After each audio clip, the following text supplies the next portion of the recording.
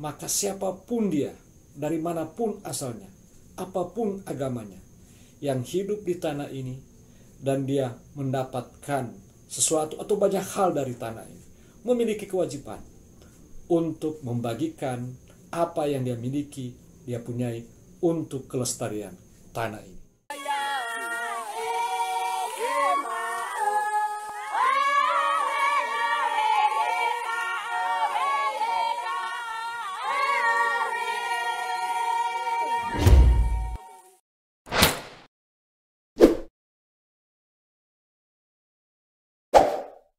Tapi atau Minahasa, meskipun tanah Minahasa ini dominan dengan orang-orang yang beragama Kristen, tapi umat Islam terdapat di hampir semua wilayah di tanah Minahasa ini. Agama Islam sudah menjadi bagian dari masyarakat atau kebudayaan Minahasa pada umumnya. Kita lihat saja sejarahnya yang sering disebutkan adalah kehadiran Kiai Mojo dan para pengikutnya yang kemudian membentuk Kampung Jawa Tondano yang sudah ada di Minahasa 1830, dan itu berarti lebih dulu dari kedatangan dua penginjil besar dari Belanda, yaitu J.G. Swarts dan J.F. Riedel yang datang kemudian tahun 1831.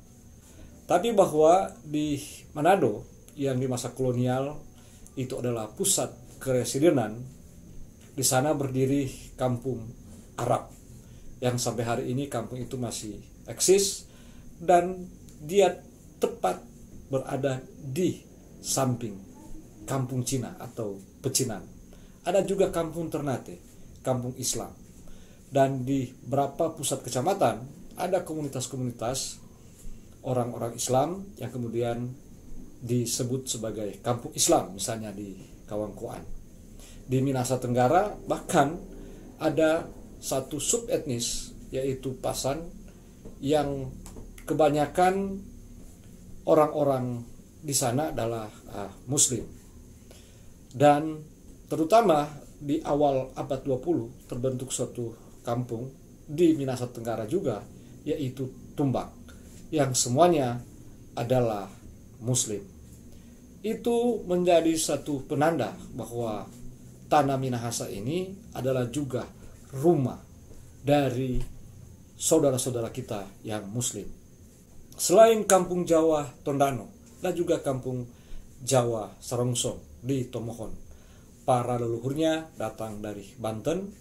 Berapa orang mereka yang kemudian kawin-mawin dengan perempuan-perempuan Minahasa, sama dengan Kiai Mojo, terutama para pengikutnya yang kawin dengan perempuan-perempuan Minahasa dan membentuk komunitas yang khas, unik, yang oleh orang-orang Minahasa dan kemudian begitu mereka dikenal, yaitu sebagai komunitas Kampung Jawa, Kampung Jawa Tondano dan Kampung Jawa Tomohon.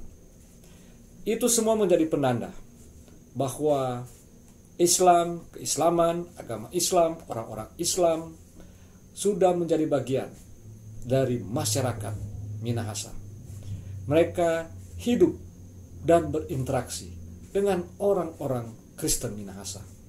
Bahkan ada juga yang pendapat mengatakan bahwa karena sudah terbentuk komunitas-komunitas yang khas dan unik, mereka kebanyakan adalah orang-orang Islam dan membawa kultur tertentu, tapi juga sudah melakukan suatu kontekstualisasi dengan kebudayaan Minahasa, maka komunitas-komunitas ini baiknya juga diterima sebagai bagian dari komunitas keminahasaan.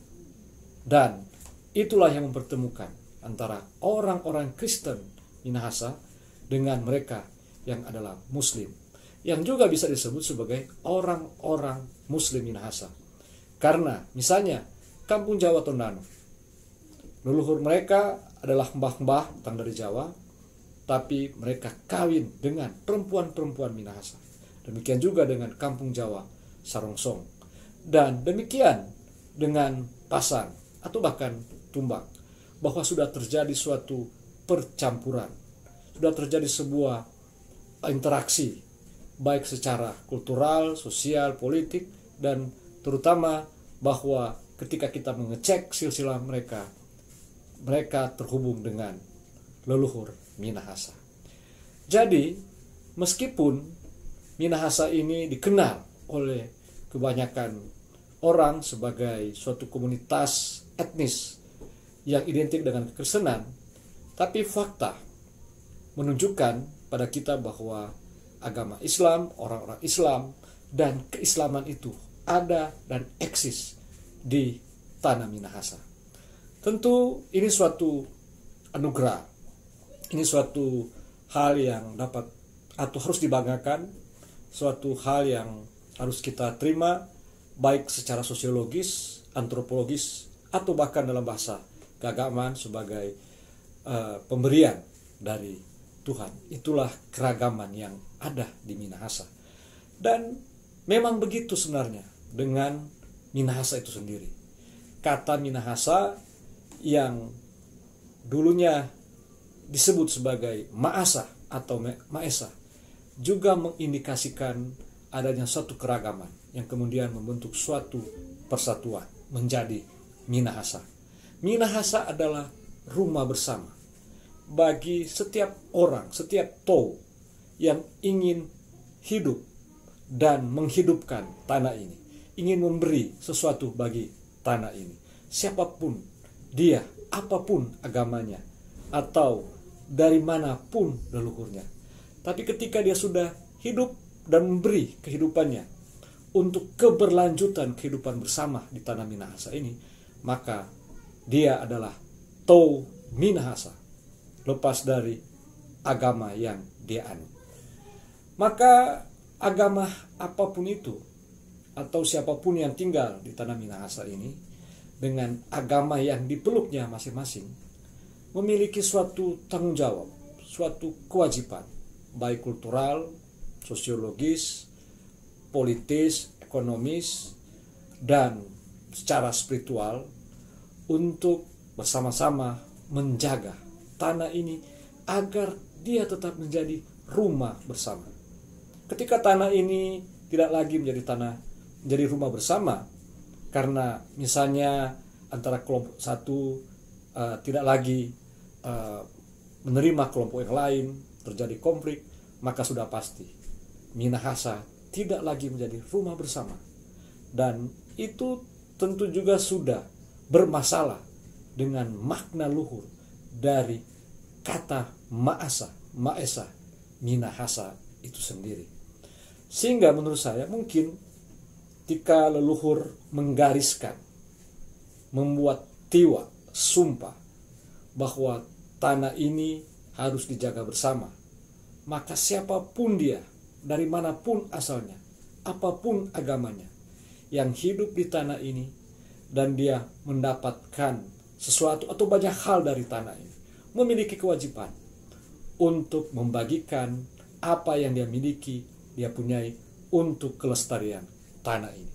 Itulah yang dikatakan oleh tokoh besar kita, Samratulangi, si Tou Timo Tumou Tou, bahwa setiap orang yang hidup harus membagikan apa yang dia miliki untuk kehidupan bersama. Syair tua Minahasa dalam ritual-ritual yang dilaksanakan oleh para walian, oleh para tonaas di masa yang lampau, menyebutkan tentang visi dari kehidupan bersama di Minahasa, yang mestinya juga itu menjadi visi kita bersama, yaitu pakatuan wo pakalewir. Hidup kita tetap dalam keadaan sehat, sejahtera, dan umur panjang.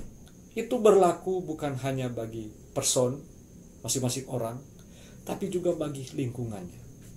Yaitu semacam kewajiban, dan itu adalah misi untuk mencapai visi, yaitu hidup sejahtera, hidup damai, dalam bentuk menjaga tanah ini agar tetap menjadi rumah bersama, walet tahwaya, rumah kita semua, bahwa siapapun dia, apapun agamanya, dari manapun dia atau leluhurnya berasal, tapi sudah memilih untuk hidup menetap di sini, maka kewajibannya secara kultural, religius adalah menjaga tanah ini agar tetap menjadi rumah yang damai, rumah yang adil, rumah yang setara bagi semua orang yang terus menatap kehidupannya ke masa depan. Demikianlah teman-teman, saudara-saudara yang beragama Islam yang sudah memilih menetap di tanah Minahasa, menjadi bagian dari masyarakat kebudayaan Minahasa, hidup berdampingan secara damai dengan orang-orang Minahasa lain yang beragama Kristen atau beragama apa saja. Maka tanah Minahasa sudah menyiapkan, menyediakan apa yang diharapkan oleh semua orang untuk menatap kehidupannya ke depan. Maka kepada teman-teman, saudara-saudara yang merayakan Hari Raya Idul Fitri, selamat merayakan Hari Kemenangan Idul Fitri 1442 Hijriah. Mohon maaf lahir dan batin. Demikian saya Denny Pinontoan. Tabeah.